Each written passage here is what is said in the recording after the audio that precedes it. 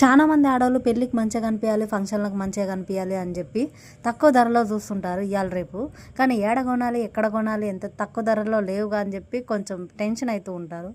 గసోంటి tension అయ్యేటోళ్ళకి నేను చెప్తున్నాను, మన ఛానల్కి వచ్చేసేయండి, ఖచ్చితంగా తక్కువ ధరలో ఉంటాయండి.